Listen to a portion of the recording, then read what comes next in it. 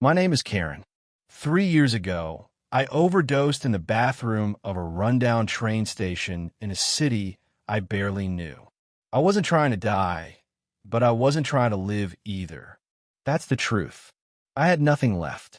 Not the job I once loved, not the family I once cherished, not even the face I saw in the mirror. Let me tell you how I got there. I was 29 and completely lost. In my early 20s, I was the golden boy, top of my class, recruited straight out of university into a top consulting firm, and praised by everyone around me for my potential. But what nobody saw, what even I refused to admit, was how fast I was burning out. The pressure to be the best, to always say yes, to outperform. It ate away at me. I started using stimulants just to stay sharp, just a little to keep going. It wasn't addiction at first. It was ambition. At least, that's what I told myself.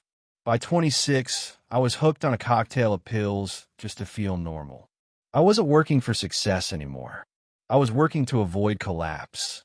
It all came crashing down one Monday morning when I couldn't get out of bed. Literally, my hands shook uncontrollably.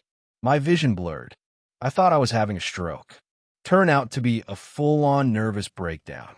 My employer quietly let me go with a severance and silence deal. My girlfriend, the only person who had tried to intervene, finally gave up. I spiraled. Within months, I had pawned everything I owned to feed the habit. Then I left town. No reason. Just ran. Ended up drifting through cities, hostels, homeless shelters. Nobody knew me anymore. That was the point. That cold November morning at the station, I took too much. I remember the flickering light above the sink, the sound of a train rumbling above me, my knees buckling, then nothing. When I woke up, I was in a public hospital, for in my arm, an old man snoring beside me. A nurse looked at me, saw something I hadn't seen in a long time. Pity, yes, but also something else. Hope.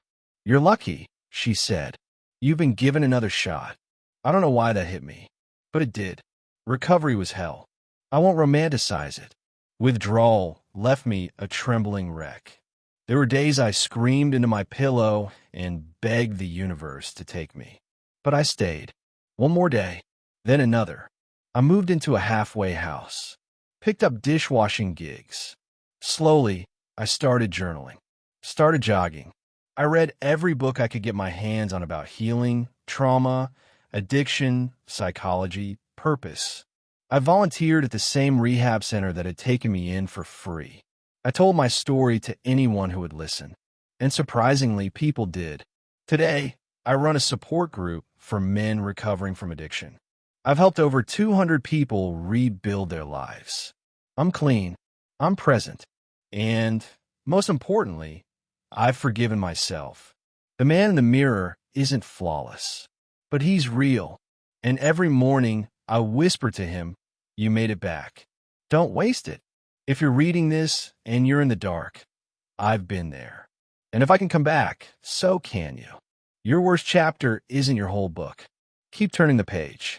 If this story moved you, don't forget to like, share, and subscribe. Your support helps these voices rise from the shadows.